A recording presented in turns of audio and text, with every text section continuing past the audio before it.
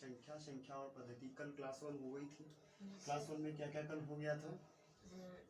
विभाज्य संख्या हो गई थी, मतलब विभाज्यता के नियम हो गए थे, और इकाई अंक हो गया था, स्थानीय मान हो गया था, जातीय मान हो गया था। ठीक है, आज आपको बताएंगे प्राकृतिक संख्या, पूर्ण संख्या, सम संख्या, विषम संख्या, यौगिक संख्या, पूर्णांक संख्या, अभाज्य संख्या और सह अभाज्य संख्या, परिमेय संख्या, बड़ी संख्या, छोटी संख्या, पूर्ववर्ती संख्या, अनुवर्ती संख्या, उत्तरवर्ती संख्या। ठीक है, उत्तरवर्ती ये लिखा हुआ है, उत्तरवर्ती संख्या। ठीक है, अब ऊपर से आपको सारी मैं बता रहा हूँ, एक तरफ से लेके चलेंगे, जितनी भी हो जाएंगे 1 घंटे में उतनी करा देंगे। ठीक है, सबसे पहले आपको बताएंगे कि प्राकृतिक संख्या क्या होता है। ठीक है, ये वाला सबसे पहले आपको बताना चाह रहे हैं कि प्राकृतिक संख्या क्या होता है। जानते हो पहले से प्राकृतिक संख्या क्या होता है? जानती हो ना? ठीक है, प्राकृतिक संख्या, प्राकृतिक संख्या को इंग्लिश में क्या कहते हैं? प्राकृतिक संख्या को इंग्लिश में क्या कहते हैं भाई? प्राकृतिक संख्या। चलो, आपको इंग्लिश में जानने की जरूरत भी नहीं है जब आप हिंदी मीडियम से पढ़ रही हो। वैसे क्या कहते हैं? चलो, प्राकृतिक संख्या, प्राकृतिक संख्या क्या होती है भाई? प्राकृतिक संख्या वे संख्याएं होती हैं जो क्या होती हैं, एक तरफ से स्टार्ट होती हैं, जैसे 1 2 3 4 5 6 7 8 9 10। ठीक है, ऐसे करके स्टार्ट होती हैं, 1 से लेके स्टार्ट होंगी, 1 के बाद 2, 2 के बाद 3, और ऐसे करके ही काउंट करके आगे की तरफ बढ़ेंगी। उन्हीं को हम क्या कहते हैं? प्राकृतिक संख्या कहते हैं।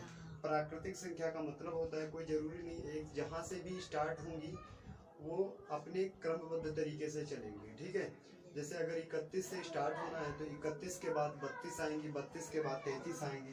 सपोज करो कोई कहेगा कि 31 से प्राकृतिक संख्याएं 50 तक कितनी होंगी, तो 31 के बाद क्या आएगा? 32 आएंगी, 32 के बाद 33 आएंगी। मतलब प्राकृतिक का मतलब कहीं पे भी अगर प्राकृतिक संख्या की बात करेगा तो प्राकृतिक संख्या का मतलब क्या है कि एक के बाद जो दूसरी संख्या आती है वही हमको लिखना है, ना कि आप उसको बीच में कहीं भी छोड़ देना है। ठीक है, प्राकृतिक संख्या का मतलब है 1 के बाद 2, 2 के बाद 3, 3 के बाद 4। फिर वो कहीं से भी पूछ सकता है। जैसे आपसे कहे कि बताओ 100 से 1 से 10 तक की प्राकृतिक संख्या कितनी होती है? प्राकृतिक संख्या कितनी है? प्राकृतिक संख्या कितनी है? तब क्या करेंगे? एक बोला उसने 100 से 1 से 10 तक की प्राकृतिक संख्या बतानी है, 1 से 10 की, 10 तक की। ठीक है, 10 तक की प्राकृतिक संख्या कितनी है? तो कितनी होंगी बताओ भाई, कितनी होंगी बताओ। अच्छा तुम लोग बताओ कितनी होंगी? 10 होंगी। तुम बताओ कितनी होंगी? 10 होंगी। सब लोग गलत हो जाओगे। क्यों? क्योंकि इसने 100 से बोला है। 100 भी तो हमारे पास होगा, और फिर 1 से 1 होगा, फिर 1 से 2 होगी, 1 से 3 होगी, और 1 से 4 होगी, 1 से 5 होगी, 1 से 6, 1 से 7, 1 से 8, 1 से 9 और 1 से 10। बताओ कितनी हो गई संख्या? 11। तो अभी तो तुम 10 बता रहे थे, इसीलिए क्वेश्चन गलत होता है। ठीक है, बताओ प्राकृतिक संख्या आप लोग नहीं निकाल पा रहे हो, केवल आपको पता था कि हम 1 के बाद 2 आता है, 2 के बाद 3 आती है, 3 के बाद 4 आती है, लेकिन निकाल नहीं पाती अगर ज्यादा पूछ लिया जाए तो, है कि नहीं निकाल पाती ना। अब समझ में आ गया। बताओ प्राकृतिक संख्या क्या होता है? कहीं से भी पूछे, निर्भर करता है उसके क्वेश्चन पे, वो क्वेश्चन कह क्या रहा है। अगर आप क्वेश्चन ढंग से नहीं पढ़ोगी तो आंसर गलत करोगी। अगर ये 100 से कह रहा है तो 100 को भी शामिल किया जाएगा। 100 से कह रहा है, 100 से, तो हम 100 को भी क्या कर देंगे? 100 को भी शामिल करेंगे। ठीक है, 100 को भी शामिल करेंगे। कौन सी भी संख्या में? ये प्राकृतिक संख्या में, जो हमसे 1 से 10 तक पूछा है। तो 1 से 10 तक तो जाएंगे, लेकिन इस वाली 100 को भी हम क्या करेंगे? शामिल करेंगे। अगर इस 100 को शामिल नहीं करोगे तो आपका क्वेश्चन क्या हो जाएगा? गलत हो जाएगा। अगर ये कहता है 100 से लेके हमें 1 से 10 तक की, 1 से 10 तक के बीच की, यहाँ से बीच दे रहा है, तक के बीच की प्राकृतिक संख्याओं का क्या है? बीच की प्राकृतिक संख्या कितनी है? बताओ प्राकृतिक संख्या कितनी है। तब आपको पता होना चाहिए। क्वेश्चन तो हमको तो वही करना है, 100 से लेके 1 से 10 तक लिखनी है। ठीक है, लेकिन वो कह क्या रहा है? कह रहा तक के बीच, मतलब 100 से 1 से 10 तक हम लिख लेंगे, ठीक है, कोई दिक्कत नहीं। लेकिन वो कह रहा है 100 से 1 से 10 तक के बीच की चाहिए, ना तो हमें 100 चाहिए और ना ही हमें 1 से 10 चाहिए, इसके बीच की ये चाहिए हमें। ये तो कितनी हो जाएंगी? 9 हो जाएंगी। क्वेश्चन समझ में आया है? अगर यही चीज नहीं कर पाओगे तो आपका गलत हो जाएगा आंसर। बीच में और से और तक, इसमें बहुत बड़ा फर्क है। अगर यही नहीं समझ पाओगे तो क्वेश्चन 100% गलत होना है। ठीक है, 100 से 110 तक की बीच की प्राकृतिक संख्या कितनी होगी? तब हम बीच की लेंगे और साइड की छोड़ देंगे। जहां से स्टार्ट करेंगे और जहां तक लिखेंगे उन दोनों को छोड़ देंगे और उसके बीच की संख्या ले लेंगे। ठीक है, अगर वो कहता है कि 100 से 110 तक, तो मैंने बताया था अभी कि क्या है, 100 से शामिल करेंगे और 110 तक ही जाएंगे और उसमें 100 को भी उसमें शामिल करना पड़ेगा। क्यों? क्योंकि वो 100 से ले रहा है, कह रहा है ना कि इनको 100 से चाहिए और कहाँ तक चाहिए? 110 तक चाहिए, तब हम ऐसा करेंगे। ठीक है, बोलो प्राकृतिक संख्या में कोई दिक्कत है? कहीं से भी आ जाए कोई दिक्कत नहीं है। प्राकृतिक संख्या में कोई दिक्कत नहीं है, बताओ है कोई दिक्कत हो तो बताओ, बताएं। नहीं ना, तो प्राकृतिक संख्या आपका कंप्लीट हो गया। अब आते हैं पूर्ण संख्या पे। देखो पूर्ण संख्या होता है और एक होता है पूर्णांक। इसमें बहुत लड़के कंफ्यूजन होते हैं, इस वाले में पूर्ण संख्या में, और एक होता है पूर्णांक। इसमें ये समझ में नहीं आता पूर्ण कब पूछा गया और पूर्णांक कब पूछा गया। इसमें बहुत बड़ा कंफ्यूजन तुम लोगों को होता है कि पूर्ण संख्या क्या होता है और पूर्णांक संख्या क्या होती है। ठीक है, तो अब ध्यान दे लो, आप पूर्ण संख्या आपको पता करनी है, तो पूर्ण के लिए आपको कुछ नहीं करना है। पूर्ण संख्या में क्या कर लिया जाता है? पूर्ण संख्या में जितनी भी प्राकृतिक संख्या थी आपकी, क्या है, जो भी आपकी प्राकृतिक संख्या थी, जो भी प्राकृतिक संख्या, जो भी प्राकृतिक संख्या थी, ठीक है, जो भी प्राकृतिक संख्या थी उसमें जीरो को भी शामिल कर लिया जाता है। जीरो को भी शामिल कर लिया जाता है, शामिल कर लिया जाता है। ठीक है, कर लिया जाता है। ये चीज आपको समझ में नहीं है, सर जीरो को कैसे शामिल कर लेंगे, इस चीज को समझ में नहीं आ रहा। देखो अभी हमने बताया था कि प्राकृतिक संख्या क्या होती है। प्राकृतिक संख्या जो भी होंगी वो कभी जीरो से स्टार्ट नहीं हो सकती है। ठीक है, प्राकृतिक संख्या हमेशा एक से स्टार्ट होती है, एक के बाद दो, दो के बाद तीन, तीन के बाद चार, जो किसी न किसी को काउंट करने के उसमें की जाती है। जैसे हमको कोई बोले कि आप ये चेयर काउंट करो, तो आप क्या करोगी? जीरो, फिर एक, फिर दो, ऐसे काउंट करोगी? नहीं ना, जीरो को हम शामिल करते हैं? नहीं शामिल करते हैं। क्यों? क्योंकि प्रकृति का नियम था कि एक से आप काउंट करोगे। ठीक है, इसलिए वो काउंट करने के लिए शामिल की जाती है। कौन सी संख्याएं? प्राकृतिक संख्याएं। प्राकृतिक संख्याएं किसी चीज को गिनना हो तब वो शामिल की जाती है, क्योंकि उसमें हम जीरो से स्टार्ट नहीं करते हैं। उसमें कहाँ से स्टार्ट करते हैं? एक से स्टार्ट करते हैं, एक, दो, तीन, चार, ऐसे ही स्टार्ट करते हैं ना, जीरो को शामिल नहीं करते हैं। ठीक है, लेकिन पूर्णांक संख्या में जीरो को शामिल किया जाता है। यहाँ से जीरो से ही स्टार्ट होता है, जीरो, फिर एक, फिर दो, फिर तीन, फिर चार, ऐसे करके आगे आपको बढ़ती रहेंगी सारी संख्याएं। ठीक है, आपको समझ में आएगा। प्राकृतिक संख्या एक से स्टार्ट होंगी, ठीक है, जो किसी न किसी को गिनने के लिए प्रयोग में लाई जाती है। पूर्ण संख्या वो होती है जिसमें जीरो को भी शामिल कर लिया जाता है, मतलब जीरो के बाद एक, मतलब कितनी संख्या, जैसे जीरो, जीरो के बाद एक, एक के बाद दो, दो के बाद तीन, ये तो भी थी आपके पास प्राकृतिक में, थी नहीं यहाँ से, और इसमें क्या कर लिया गया? जीरो को भी शामिल कर लिया गया है। तो ये कैसी संख्याएं हो जाएंगी? पूर्ण संख्याएं हो जाएंगी। बताओ कोई दिक्कत है पूर्ण संख्या में? कोई दिक्कत पूर्ण संख्या में? पूर्ण संख्या समझ में आ गया है? तो पूर्ण संख्या आपका कंप्लीट हो गया है। ठीक है, अब हम आपको बताते हैं सम संख्या क्या होता है। ठीक है, सम संख्या क्या होती है? देखो सम संख्या कैसी होती है। सम संख्या, अब आपको जानना है कि सम संख्या क्या होती है। बहुत ही सरल है, सम संख्या क्या होती है। सम संख्या मैंने बताया था कि जो संख्याएं क्या, जो संख्याएं दो से पूर्णतः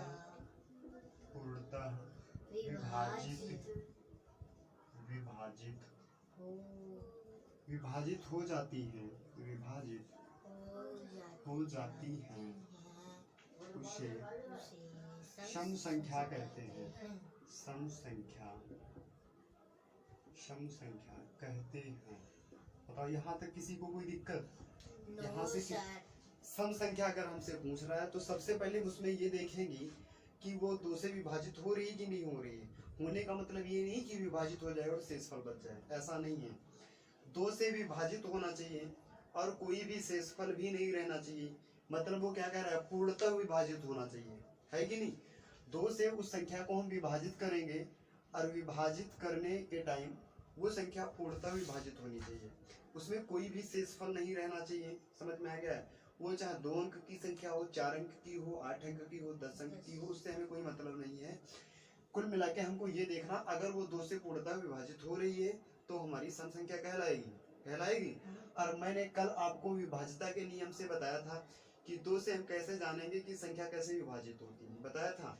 जैसे आपको मैं सपोज करो एक संख्या दे दिया, जैसे आपसे ये पूछे कि 8 सम संख्या है या विषम, तो ये तो आपको पता है, ये तो छोटी संख्या है कि 2 से भाग कर देंगे सर, 2 चक्कू 8 कट जाएंगे, 2 से भाग कर देंगे और 2 चक्कू 8, कोई भी शेषफल नहीं रहेगा, इसलिए ये क्या हो जाएंगी, 8 हमारी सम संख्या कहलाएगी। ठीक है, 8 हमारी क्या कहलाएगी, सम संख्या कहलाएगी। क्यों? क्योंकि हमने 2 से इसको भाग कर दिया और कोई भी शेषफल नहीं बच रहा है, यह संख्या पूर्णतः विभाजित हो रही है, इसलिए ये क्या कहलाएगी, सम संख्या कहलाएगी। लेकिन जब कोई बड़ी संख्या पूछ देता है तब आप लोगों को दिक्कत हो जाती थी इससे पहले, लेकिन अब नहीं होने वाली है। क्यों? 4 6 2 8 3 9 4 6 2 3 0, इतनी बड़ी संख्या दे दे आपको, फिर कह बताओ ये जो संख्या आपको दी है ये संख्या सम है या विषम है। अब आपको क्या चाहिए, लास्ट के 2 अंक देख लो, और सबसे पहले तो 2 से डिवाइड करने के लिए मैंने क्या बताया था, इकाई का अंक देख लो।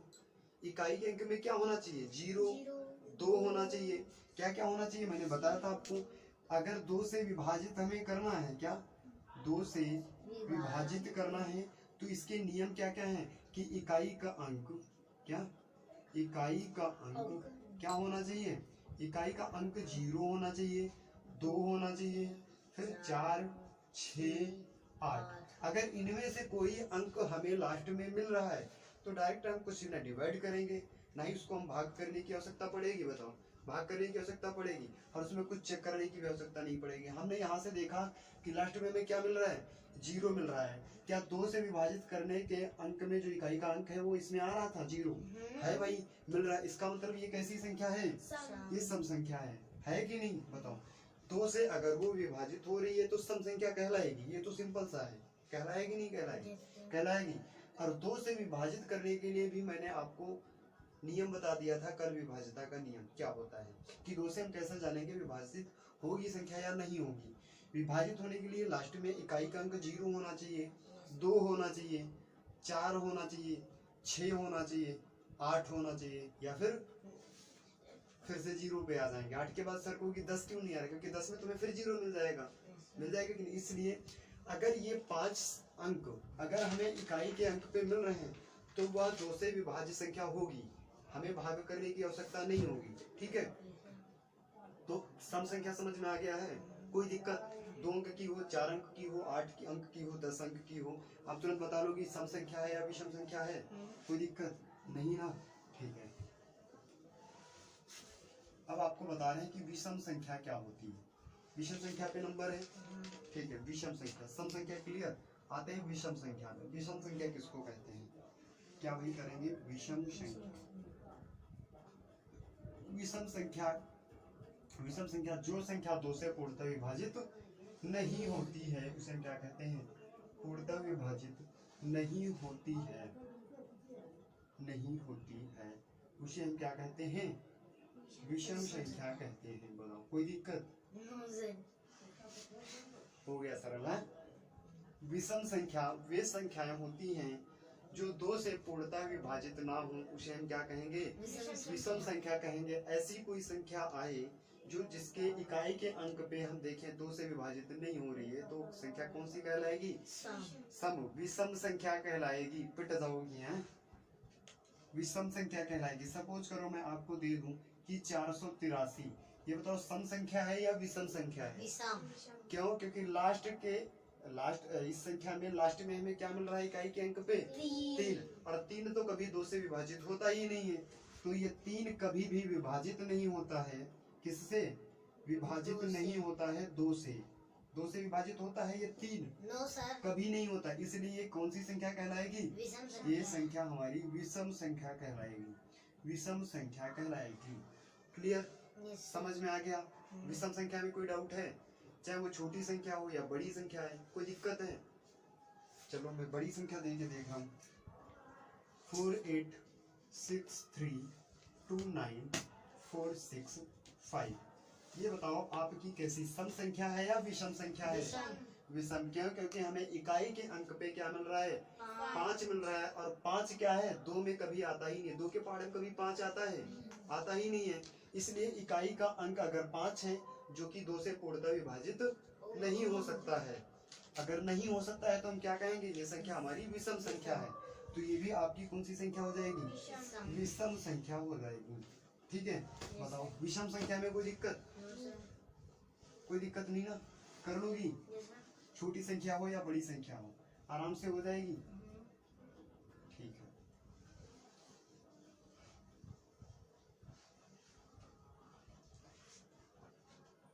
अब किसका नंबर है? यौगिक संख्या का नंबर है। यौगिक ही है ना? यौगिक है। चलो ठीक, यौगिक का आ गया नंबर। इस यौगिक का यौगिक संख्या देखो, यौगिक संख्या भी बहुत सरल है, लेकिन इसको आप समझना पड़ेगा आपको कि यौगिक संख्या, क्योंकि आपको यही बैठ के आपको याद कराना है। घर पे याद करने की आवश्यकता नहीं है आपको। समझ में आए? आपको घर पे बैठ के याद करने की आवश्यकता नहीं है। आपको यही याद कर लो। हमको पता है कि आप घर पे जाके याद नहीं करोगी। करती हो कभी? नहीं याद करना है। फिर उसी दिन याद आता है जब डंडा चलता है, नहीं? तब याद आता है कि हाँ याद कर लिए होते तो आज नहीं पढ़ते। ठीक है, यौगिक संख्या देखो, यौगिक संख्या ऐसी संख्याएं होती हैं जो क्या करा, एक को छोड़कर, एक को आप छोड़ दो और अदरवाइज कोई भी ऐसी संख्या हो जो उस संख्या को काट देगा, तो वो कैसी संख्याएं कहलाएंगी? यौगिक संख्याएं कहलाएंगी। क्या होता है भाई? एक को छोड़कर, क्या है? एक को छोड़कर, एक को छोड़कर यदि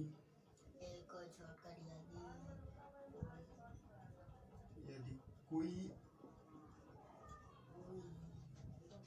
संख्या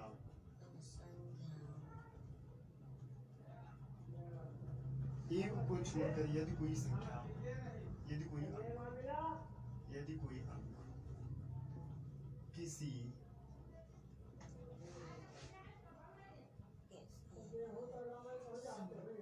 यदि किसी संख्या को विभाजित करता है तो वह संख्याएं यौगिक संख्याएं कहलाती हैं। यौगिक संख्याएं कहलाती हैं। बताओ किसी को कोई दिक्कत? अगर हमें कोई भी संख्या दी जाए और उस संख्या को हम यह देखेंगे कि एक से एक को तो छोड़ दो, एक क्यों छोड़ दे रहे हैं? क्योंकि एक तो सब में भाग दे सकते हैं, एक को छोड़ दो। अदरवाइज हम कोई ऐसी हमारे पास संख्या आ जाए जो एक को छोड़कर और कोई दूसरा अगर उसको विभाजित कर रहा है तो कैसी संख्या कहलाएंगी? यौगिक संख्याएं कहलाएंगी। जैसे सब कुछ करो, मैंने आपको 4 दे दिया, ये एक को छोड़ दो और कोई संख्या काट सकती है इसको?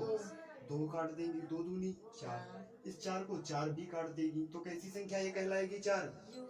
ये 4 संख्या जो है ये यौगिक संख्या कहलाएगी। सपोज करो 8, 8 क्या है? 2 भी काट देगी, 4 भी काट देगी और 8 भी काट देगी। तो ये सारी संख्याएं कैसी कहलाएंगी? यौगिक संख्याएं कहलाएंगी। ठीक है, कोई दिक्कत? ये सम भी है कि नहीं? 2 4 6 8 10 ये सम भी तो है। लेकिन जब हम नंबर आता है 15 पे, ये 15 कैसी है आपकी संख्या? विषम है कि नहीं? लेकिन इसको अगर यौगिक संख्या में रखा जाएगा कि नहीं रखा जाएगा? रखा जाएगा। क्यों? एक को छोड़ दो, बाकी हम 2 से भी 3 से भी काट सकते हैं इसको, 3 से भी इसको हम डिवाइड कर सकते हैं। 3 को छोड़ दो, 5 से भी कर सकते हैं और 15 से भी कर सकते हैं। तो ये विषम तो है, लेकिन इसको किस में रखा जाएगा? यौगिक संख्या में भी रखा जाएगा। क्यों? क्योंकि यौगिक संख्या कहता है कि भाई एक को साइड में रख दो और अगर कोई संख्या से विभाजित हो रही है तो वो संख्या किस में रखी जाएगी? यौगिक संख्या उसे कहा जाएगा। कोई दिक्कत? सम संख्या, विषम संख्या, यौगिक संख्या, कोई दिक्कत तो नहीं है? ठीक है, पढ़ते हैं आगे। ठीक है, आगे क्या है? पूर्णांक संख्या। देखो सबसे बेस्ट जो है, इसी में लड़के फंसते हैं कि सर पूर्णांक संख्या क्या होती है। पूर्णांक संख्या समझ में ही नहीं आता है। पूर्णांक संख्याएं वे संख्याएं होती हैं, पूर्णांक संख्याएं पूर्णांक संख्याएं ऐसी होती हैं, पूर्णांक संख्याएं ऐसी होती हैं जिसमें ऋणात्मक और धनात्मक दोनों संख्याएं आती हैं। कैसी आती हैं? ऋणात्मक और धनात्मक दोनों संख्याएं आती हैं। लेकिन आप ऋणात्मक और धनात्मक नहीं जानती हो, है कि नहीं? पूर्णांक संख्याएं कौन सी होती हैं? वे संख्याएं जिनमें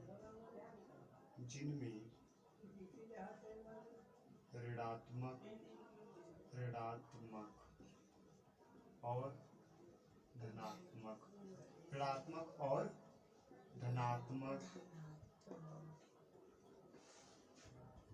दोनों संख्याएं सम्मिलित हों। क्या है भाई? सम्मिलित हों। वे संख्याएं कैसी कहलाएंगी? वो संख्याएं पूर्णांक संख्याएं कहलाएंगी, पूर्णांक संख्याएं कहलाती हैं। अब देखो यहाँ से आप चीज आपको समझना है कि कहता है पूर्णांक संख्या तो हम जान रहे हैं, ठीक है, लेकिन पूर्णांक संख्याएं कौन सी संख्याएं होंगी? जो ऋणात्मक और धनात्मक दोनों संख्या उस संख्या में होनी चाहिए, ठीक है। अब ऋणात्मक धनात्मक नहीं जान पा रहे हैं तो इसको आप देखो आराम से, क्या दिक्कत है? कोई दिक्कत नहीं है, कहलाती है, ठीक है, कहलाती है, ठीक है भाई, कहलाती हैं। ऋणात्मक संख्याएं कौन सी होती है भाई? देखो ऋणात्मक संख्याएं हमारी कौन सी होती हैं? ऋणात्मक और एक होता है धनात्मक। तो आपको कुछ नहीं, ऋणात्मक हमेशा जिसमें माइनस की संख्या होती है, धनात्मक वो जो भी संख्या प्लस की होती है वो संख्या धनात्मक कहलाती है, और जो संख्या आपकी माइनस वाली होती है वो संख्या ऋणात्मक कहलाती है। यहाँ तक कोई किसी दिक्कत नहीं है। अब हमें पूर्णांक संख्या कौन सी संख्या होंगी? जैसे कोई ऐसी संख्या हमको दी जाए, इसके अंदर -1 इधर बढ़ते -4, -3, -2, -1, ठीक है, यहाँ से माइनस, जहाँ पे 0, यहाँ से फिर कैसी स्टार्ट हो जाएगी? यहाँ तक तो माइनस की आ गई, मतलब कैसी आ गई? ऋणात्मक आ गई। यहीं से आपकी स्टार्ट हो जाएगी +1, +2, +3, +4। 0 बीच में ही रहता है, हाँ, ठीक है। तो देखो इधर हमारी इतनी जो 4 संख्याएं ये कैसी हैं? ऋणात्मक है, और इधर जो 4 संख्याएं हैं ये कैसी हैं? धनात्मक है। तो इसमें हमारी ऋणात्मक भी संख्याएं हैं और धनात्मक भी संख्याएं हैं, तो ये संख्याएं कैसी कहलाएंगी? पूर्णांक संख्या कहलाएंगी। क्यों? क्योंकि इसमें धनात्मक और ऋणात्मक दोनों संख्याएं हैं, इसलिए कैसी कहलाएंगी भाई? पूर्णांक संख्या कहलाएंगी। बताओ किसी को कोई दिक्कत नहीं ना? ठीक है, आगे बढ़ते हैं। पूर्णांक संख्या समझ में आ गया? अब तो कंफ्यूजन नहीं होगा किसी को। पूर्णांक संख्या या पूर्ण संख्या में किसी को कंफ्यूजन तो नहीं। पूर्ण में क्या होता है? 0 को सम्मिलित किया जाता है, और पूर्णांक में धनात्मक और ऋणात्मक दोनों संख्याएं होनी चाहिए, ठीक है। पूर्णांक भी हो गया। अब आ जाते हैं अभाज्य पे। इसमें बहुत सारा कंफ्यूजन रहता है लोगों को। किस संख्या पे कंफ्यूजन रहता है वो मैं बता रहा हूँ। अभाज्य संख्या देखो, अभाज्य संख्या, इसमें बहुत लोगों को कंफ्यूजन रहता है भाई। किस चीज में ऐसा कंफ्यूजन रहता है? अभाज्य संख्या कौन सी होती है? वे संख्याएं जो एक और खुद को छोड़कर और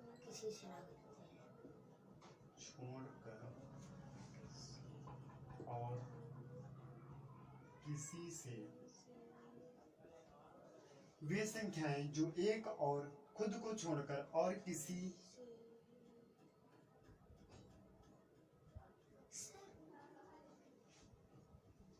वे संख्याएं जो एक और खुद को छोड़कर एक और खुद को छोड़कर किसी से ना घटे और किसी से विभाजित ना हो, और किसी से विभाजित नहीं होती हैं, वे संख्याएं अभाज्य संख्या कहलाती हैं। अभाज्य संख्या कहलाती है। कहलाती है। कहलाती है। वर्षा, जितना तुम आगे आगे बोल रही हो ना, ये सारा लाइव रिकॉर्ड हो रहा है, ये यूट्यूब पे ही मिलेगा। ये जितना आप बोल रही हो ना, अभाज्य को भाज्य, यूट्यूब पे आप वीडियोस देखोगी ना, वहाँ पे क्लास जब अटेंड करोगी तो वहाँ पे ही तुम्हारी बातें सही सुनाई देंगी, फिर पता चलेगा तुम कितना पढ़ती हो। अभाज्य को भाज्य बोल रही हो, हैं? ढंग से देख तो लिया करो। वे संख्याएं जो एक और खुद को छोड़कर और किसी से विभाजित नहीं होती, वे संख्याएं कैसी कहलाती हैं? अभाज्य संख्याएं कहलाती हैं। कंफ्यूजन कौन से अंक पे रहता है इसमें लोगों को पता है? इसमें ये जो 2 है ना, ये बहुत खतरनाक है। ये जो 2 है ना, ये बहुत ज्यादा खतरनाक है भाई। ये 2 बहुत ज्यादा खतरनाक है। क्यों खतरनाक है? क्योंकि ये सम में भी आता है और विषम में नहीं आता है और अभाज्य में आ जाता है। ऐसा लोगों को कंफ्यूजन किस बात का रहता है कि 2 तो हमारा सम में जाता है और जितनी सम है वो सारी अभाज्य में आती है, ऐसा उन लोगों को रहता है। लेकिन ऐसा कुछ नहीं होता है, क्योंकि अभाज्य का नियम यह है, कहता है कि एक तो हम उसको 1 से ना काटें और एक जो खुद है उससे ना विभाजित करें, और किसी से विभाजित ना हो तो वो कैसी संख्याएं कहलाएंगी?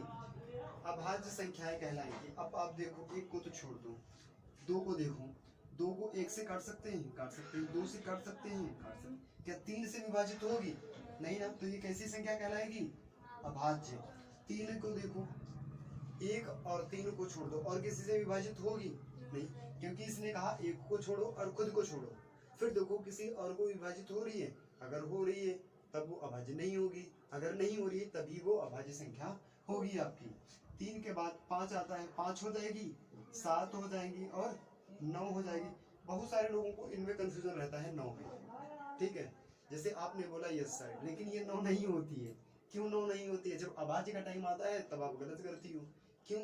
9 को भाई, एक तो 1 को छोड़ दो और एक खुद 9 को छोड़ दो, क्या और किसी से विभाजित नहीं होगी? 3 से ही हो जाती है, तब ये कैसे अभाज्य में सम्मिलित की जाएगी? की जाएगी नहीं ना। और यही आप लोग गलती करते हो, जब अभाज्य संख्याओं का योग पूछा जाता है तो उसमें आप 9 को शामिल कर लेती हो, फिर कहते हो सर आंसर नहीं आ रहा है। कहाँ से आएगा? क्योंकि 9 तो अभाज्य है ही नहीं, है 9 आपकी अभाज्य है ही नहीं। तो 7 के बाद सीधे कौन सी संख्या आती है? 11। 11 के बाद 13 के बाद 15 आती है? नहीं आती है। 16 नहीं, 17 आती है। और ऐसी करके बहुत सारी ऐसी संख्याएं हैं जिन कौन सी हैं? अभाज्य संख्याएं हैं। कुल मिला के आपको समझ में आ गया या नहीं आया? बताओ भाई, समझ में आया या नहीं आया? कि ऐसी संख्याएं हों जो 1 को छोड़ दें और उस खुद की संख्या को छोड़ दें, बस। और फिर देखो किसी संख्या से अगर वो विभाजित हो रही है तो अभाज्य संख्या नहीं होगी, अगर नहीं विभाजित हो रही है तभी वो कैसी संख्या होगी? अभाज्य संख्या कहलाएगी। कोई दिक्कत नहीं ना? अभाज्य संख्या रेंज कर दूं, कोई दिक्कत किसी को? बताओ अभी, अगर पूछना हो किसी को, अभाज्य दिक्कत है किसी को कोई संख्या में? नहीं ना? ठीक है, आगे बढ़ते हैं। सहअभाज्य संख्या, ये भी बहुत इम्पोर्टेंट है, क्योंकि सहअभाज्य पूछा भी जाता है और आप लोग जानते भी नहीं हो, है कि नहीं? सहअभाज्य संख्या अभाज्य है। सहअभाज्य संख्याएं, सहअभाज्य संख्याएं कौन सी होती हैं? देखो सहअभाज्य संख्या कौन सी होती है? सहअभाज्य संख्याएं वे अभाज्य संख्याएं होती हैं जो 2 संख्याओं का क्या है? 2 संख्याओं का एक ही मासा निकलता है। 2 संख्याओं का एक ही मासा निकलता है। मासा को क्या कहते हैं? HCF इंग्लिश में नहीं कहते, हिंदी में बताओ मासा को। हमने शॉर्ट में बोल दिया। लघुत्तम समापवर्तक तो लासा को कहा जाता है, महत्तम समापवर्तक बोला जाता है। मासा को समझ तो लिया करो, माँ मतलब महत्तम, सा मतलब समापवर्तक है। तो आपको इसी चीज में जब कंफ्यूजन है तब आप क्या करोगे? ठीक है, देखो सहअभाज्य संख्याएं वे संख्याएं होती हैं जो 2 संख्याओं का एक ही मासा होता है। क्या मासा होता है? एक मासा होता है। कैसे हो सकता है? देखो, वे संख्याएं जब 2 संख्याएं, जब 2 संख्याएं क्या, जब 2 संख्याओं का मासा, जब दो संख्याओं का मासा कितना हो, मासा एक हो, तो वे संख्याएं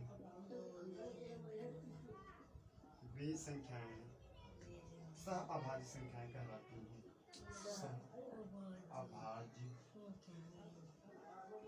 संख्याएं कहलाती हैं। ठीक है, ऐसी संख्याएं दो हमारे पास हों कि जिनका महत्तम समापवर्तक या मासा कितना होना चाहिए, एक होना चाहिए। ठीक है, किसी को कोई दिक्कत? अब कैसे एक हो सकता है जरा समझो। अब इसमें दो संख्याओं में चाहे अभाज्य भाज्य हो, ठीक है, या फिर सहभाज्य हो, या फिर उसमें सम और विषम दोनों आ जाए, उससे कोई मतलब नहीं है। हमको देखना है, जैसे सपोज करो मैंने आपको संख्या दे दिया 4 और कॉमन 9, और मैंने बताया ये दो संख्याएं हैं आपके पास, दो अंक हैं, इसमें आपको बताना है कि यह सह अभाज्य संख्या है या नहीं है। तो कैसे जानेंगे? इन दोनों का महत्तम समापवर्तक क्या होना चाहिए, एक आना चाहिए।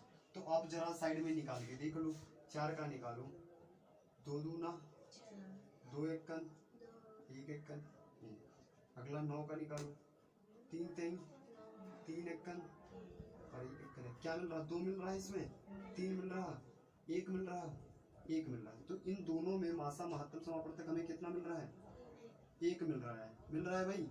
और हमसे यही बोला गया था कि जब दो संख्याओं का महत्तम समापवर्तक 1 हो तो वो संख्या कैसी कहलाएंगी, सह अभाज्य संख्याएं कहलाएंगी। कोई दिक्कत है अभी आपको? जैसे सपोज कर मैं दूसरी संख्या आपको दे दूं, यहाँ से आपको तुरंत समझ में आ जाना चाहिए कि जैसे मैंने दे दिया कि 2 और 7, ये आपके पास 2 है, क्या इनका मासा महत्तम समापवर्तक 1 होगा या नहीं होगा? होगा। क्यों? इसमें ये 2 से विभाजित हो जाएगा, ये 7 से, ना तो 2 इसमें मिलेगा ना ही 7 इसमें मिलेगा। क्या चीजें मिलेंगी? सिर्फ 1 से। 1 से इसको भी कर सकते हैं, 1 को इसमें भी कर सकते हैं, 1 को इससे भी, 1 को इससे भी। तो ये 1 आपकी आ रहे, दोनों में नहीं आ रहे हैं, तो ये संख्या आपकी कैसी कहलाएगी, सह अभाज्य संख्या कहलाएगी। ठीक है, कुल मिला के बस आपको इतना ध्यान रखना है कि हमारे पास दो संख्याएं ऐसी हों जिनका मासा या महत्तम समापवर्तक 1 आना चाहिए। अगर आपके पास 1 आ रहा है तो वो संख्या आपकी सह अभाज्य संख्याएं कहलाएगी। ठीक है, कोई दिक्कत नहीं ना? किसी को कोई दिक्कत भाई बताओ सह अभाज्य संख्याओं में? नहीं ना? ठीक है, आते हैं परिमेय संख्या में। परिमेय संख्या तो बहुत ही अच्छी है क्योंकि तो हमारी स्टार्टिंग से ही फ्रेंड है कि नहीं? परिमेय संख्या तो हमारी स्टार्टिंग से ही फ्रेंड है, नहीं है भाई? बोलो। परिमेय संख्याएं, परिमेय संख्याएं जो भिन्न के रूप में लिखी होती हैं उसी को हम सीधा परिमेय संख्या कहते हैं। है फ्रेंड? है तो मैंने स्टार्टिंग से पढ़ा रखा है, मैंने तो पढ़ा रखा है आप लोगों को। बताओ परिमेय संख्या कौन सी संख्याएं होती हैं? वे संख्याएं जो भिन्न के रूप में लिखी होती है, जो भिन्न के रूप में लिखी होती है, भिन्न के रूप में लिखी होती है, उसे क्या कहते हैं? उसे परिमेय संख्या कहते हैं, उसे परिमेय संख्या कहते हैं। किसी को कोई दिक्कत? भिन्न तो पता ही है, 4/8, 1/6, 9/7। किसी को कोई दिक्कत? 2 से ही 4/6। किसी को कोई दिक्कत इसमें मिश्र भिन्न में? अगर हमें कोई ऐसी मिल जाए संख्या जो भिन्न में लिखी गई हो, अगर वो भिन्न में लिखी गई है तो वो संख्याएं कैसी कहलाएंगी? परिमेय संख्या कहलाएंगी। परिमेय संख्याएं किसे कहते हैं? तो वे संख्याएं जो भिन्न के रूप में लिखी होती हैं उसे क्या कहते हैं? परिमेय संख्या कहते हैं। बाकी किसी को कोई दिक्कत है परिमेय संख्या में? बताओ। नहीं ना? स्थानीय मान बता दिया था आपको, अंकित मान बता दिया था, बड़ी संख्या और छोटी संख्या बता देता हूँ, जबकि ये तो हमारे कहते हैं क्लोज फ्रेंड है कि नहीं? क्लोज फ्रेंड का मतलब बहुत ही नजदीक में जो मेरा फ्रेंड होता है, जिसको हम बचपन से जानते होते हैं, है कि नहीं? और बड़ी संख्या छोटी संख्या को तो हम बचपन से ही जानते हैं, है कि नहीं? बचपन से कह दो कौन सा मुझे बुढ़ापा आ गया है? आ गया है क्या? नहीं आया है? ठीक है, बड़ी संख्या और छोटी संख्या देखो, एक तो बड़ी संख्या होती है और दूसरी छोटी संख्या होती है। ठीक है, एक बड़ी संख्या होती है और एक छोटी संख्या होती है। बड़ी संख्या एक अंकों की बड़ी संख्या कितनी होती है भाई? बड़ी 9। एक अंक की बड़ी संख्या एक अंक की कितनी होगी? 9। एक अंक की 9। अगर यहाँ पे एक को हटा दिया जाए और बोला जाए दो अंक की बताओ, तब 99। तब 2 बार 9। मतलब हमको ये चीज समझ में आती है, अगर बड़ी संख्या हमसे पूछी जाए, सबसे बड़ी संख्या एक अंक की पूछी जाएगी तो 1 बार 9, ठीक है। दो अंकों की पूछी जाएगी तो 2 बार 9, या आपसे सीधे कह दें कि हमें 7 अंकों की बड़ी संख्या बताओ, क्या है? 7 अंकों की बड़ी संख्या बताओ, तो हम क्या करेंगे? बड़ी संख्या तो क्या करेंगे? 7 बार 9, 1 2 3 4 5 6 और 7। किसी को कोई दिक्कत? बड़ी संख्या समझ गए। छोटी संख्या एक अंकों की छोटी संख्या क्या होती है? एक अंकों की छोटी संख्या आपकी होती है 1, ठीक है। एक अंक की छोटी संख्या आपकी क्या होती है भाई? छोटी संख्या आपकी 1 होती है। अगर यही बोला जाए कि 2 अंकों की, तब क्या करोगी? 10। और 3 अंकों की बोला जाए तब 100। 3 अंकों की बोला जाए तब 100। 7 अंकों की बोला जाए तब 1 2 3 4 5 6 6 जीरो लगा देंगे और एक हमारे पास संख्या, ये हमारी क्या हो जाएगी? 7 अंकों की छोटी संख्या हो जाएगी। बड़ी संख्या और छोटी संख्या में कोई किसी को दिक्कत है? अभी इसमें क्वेश्चन भी कराएंगे, परेशान होने की आवश्यकता नहीं है। अभी तो ये सारे टॉपिक आपको समझा रहे हैं, और जब क्वेश्चन करा देंगे ना तो कोई चीज बच के जाने वाली ही नहीं है कि नहीं?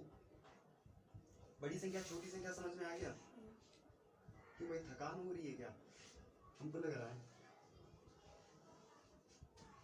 अब किस आते हैं? पूर्ववर्ती। गुड, बहुत अच्छी चीजें हैं ये। पूर्ववर्ती और अनुवर्ती और उत्तरवर्ती संख्या क्या होती है? पूर्ववर्ती का मतलब क्या होता है भाई? पूर्ववर्ती का मतलब क्या होता है? देखो, पूर्ववर्ती, पूर्ववर्ती संख्या, पूर्ववर्ती संख्या क्या होती है? पूर्व का मतलब क्या है? पहली। पूर्व का मतलब पहले। पूर्व का मतलब होता है भाई, ये चीज आप समझ लो कि अगर पूर्व का मतलब क्या होता है?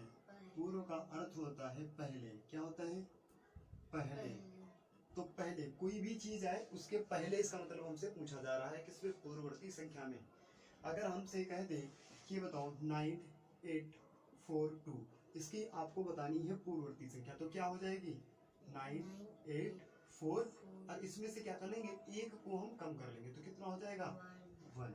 समझ में आया? पूर्ववर्ती संख्या मतलब जो भी हमें संख्या दी होगी उसमें से क्या है, हम एक कम करके लिख देंगे, हमारी पूर्ववर्ती संख्या हो जाएगी। अगर आपको नहीं आता है, सपोज करो आपसे ऐसे दे दिया जाए 99900, अब आपसे इसमें पूछ लिया जाए कि इसके पूर्ववर्ती संख्या बताओ, अब आपको नहीं पता है, अब क्या करोगी आप? क्या करोगी? इधर लिख लो 9999 और 00। यहाँ से हमें पूर्ववर्ती में क्या करना पड़ता है? एक कम, तो एक माइनस कर लो। क्या 0 से 1 जाएगा नहीं, दहाई लेंगे, 10 से 1 गया 9, 9 से 9 गया 0, यहाँ पे क्या बचा? 8, यहाँ पे 8, यहाँ पे 8। हाँ बोलो सर, यहाँ पे 0 देगा 9 होगा। यहाँ से जब दहाई लेंगे, हाँ यहाँ से कुछ कराना नहीं, यहाँ से दहाई लेंगे 10, 10 से 1 गया 9, यहाँ पे कितना बचा था? 9, 9 से जब कुछ जाएगा नहीं तो 9, यहाँ पे बचा 8, 8, यहाँ पे भी कितना जाएगा? 9, और यहाँ पे भी कितना जाएगा? 9। किसी को कोई दिक्कत? या आप यहीं से सोच सकती थी कि एक कम कर देंगे तो हमारे पास संख्या कितनी आ जाएगी? 99899। ठीक है, किसी को कोई दिक्कत? आराम से कर लूंगी। पूर्ववर्ती संख्या हो जाएगी, चाहे छोटी है चाहे बड़ी है, जैसे 0 लगा के है, किसी भी प्रकार से पूछी जाए छोटी संख्या या सॉरी पूर्ववर्ती संख्या हम कर लेंगे। किसी को कोई दिक्कत नहीं है ना? हो तो बोल देना, ठीक है। अब आते हैं किस पे? अनुवर्ती संख्या पे। अनुवर्ती, देखो अनुवर्ती पे, अनुवर्ती और कौन सा होता है? उत्तरवर्ती। उत्तरवर्ती इसी को कहते हैं। उत्तर का मतलब पता होता है, जिसका उत्तर देना, मतलब आने वाली संख्या। अनुवर्ती का अन मतलब आने, अन आ और ना, आने आ रहा है। अनुवर्ती मतलब आने वाली संख्या। कैसी भाई? आने वाली संख्या, आने वाली संख्या, ठीक है। तो हमें दे दिया जाए 46999, और हमसे पूछा जाए कि बताओ इसकी अनुवर्ती संख्या क्या होगी, तो हम क्या करेंगे, इधर से एक जोड़ेंगे, कितना हो जाएगा 10, फिर यहाँ पे एक दहाई हो जाएगी 10, फिर यहाँ पे 10, यहाँ पे 7, यहाँ पे 4, कितना हो जाएगा, ये हमारी हो जाएगी। कैसे आई, अब लोगों को समझ में नहीं आएगी, आप लोगों को समझ में आया, लेकिन जो व्यूवर्स हमारे देखेंगे यूट्यूब पे ऑनलाइन देखेंगे उनको पल्ले नहीं पड़ेगा कि ये चीज़ हो कैसे रही है, नहीं पड़ेगी ना। उसके लिए मैं बता दे रहा हूँ आपको, कोई भी अगर संख्या मेरे पास दी होती है उसमें हम क्या करते हैं, अनुवर्ती मतलब आने वाली संख्या अगर है तो उसमें आप एक को जोड़ दो, है कि नहीं, यही तो करेंगे। तो एक को अगर हम इसमें जोड़ देंगे तो 9 में एक जोड़े 10, एक बच गया, फिर 9 में एक जोड़ेंगे 10, फिर एक बच गया, 9 में एक जोड़ेंगे 10, फिर एक बच गया, 6 में एक जोड़ेंगे 7, फिर नहीं बचा तो कितना 4। ये हमारी कैसी संख्या हो जाएगी, अनुवर्ती संख्या कह लो या फिर हमारी उत्तरवर्ती संख्या कह लो। किसी को कोई दिक्कत, किसी को कोई दिक्कत नहीं ना, कर लोगे आराम से। बताओ पूर्ववर्ती अनुवर्ती आपकी सारी संख्याएं कंप्लीट हो चुकी हैं, यहाँ से कंप्लीट हो गई हैं, चैप्टर आपका कंप्लीट हो चुका है सारा, मैंने सारी चीजें बता दी है। अब क्वेश्चन लगवाना स्टार्ट करते हैं, क्यों भाई, क्वेश्चन लगवाना स्टार्ट किया जाए। क्वेश्चन आपका अगली क्लास में स्टार्ट करेंगे, ठीक है। मतलब आपका इस क्लास में सारी चीजें क्लियर हो गई, इससे पहले सारी चीजें क्लियर हो गई इस चीज में। अब ये संख्या पद्धति में जितने भी आपके चैप्टर आने वाले हैं, ठीक है, नवोदय में जितने भी चैप्टर से आपसे क्वेश्चन पूछे जाते हैं वो सारे चैप्टर मैंने एक बार आपको बता दिया है। अब हम एक साइड से आपको क्या करेंगे, क्वेश्चन लगवाते हुए ले चलेंगे, ठीक है। क्वेश्चन कैसे लगवाएंगे, अब हर एक क्वेश्चन थोड़ी नहीं लगवाएंगे, हर एक टॉपिक के एक एक दो दो क्वेश्चन आपके मैं लगवाऊंगा और बाकी आप लोग खुद ही कर लोगे। क्यों कर लोगे, क्योंकि आप तो इंटेलिजेंट हो गए, तुम लोग नहीं हो गए, इंटेलिजेंट नहीं हुई हो भाई, इतनी देर तुमने जान लिया सारी चीजें, तो अब बताओ क्या नहीं, छोटी संख्या नहीं जान पाओगे, बड़ी संख्या, पूर्ववर्ती संख्या, अनुवर्ती, उत्तरवर्ती, हाँ, भाज्य संख्या, विभाज्य संख्या, सम, विषम, सहभाज्य, इकाई अंक, स्थानीय मान, जातीय मान, तब तो इंटेलिजेंट हो गए। सारी चीजें तो जब कर लेंगे तब तो इंटेलिजेंट हो जाएंगे, नहीं हो जाएंगे फिर तो हमारे लिए खेल हो जाएगा बच्चों वाला, संख्या पद्धति नहीं होगा, ठीक है। अगली क्लास 2 आपकी खत्म, अगले क्लास 3 में आपको हम संख्या और संख्या पद्धति के क्या कराएंगे, प्रश्न कराएंगे, ठीक है। आज हम यहीं पे क्या करते हैं, इस चैप्टर को खत्म करते हैं, अगले चैप्टर को हम अगले क्लास में स्टार्ट करेंगे, ठीक है।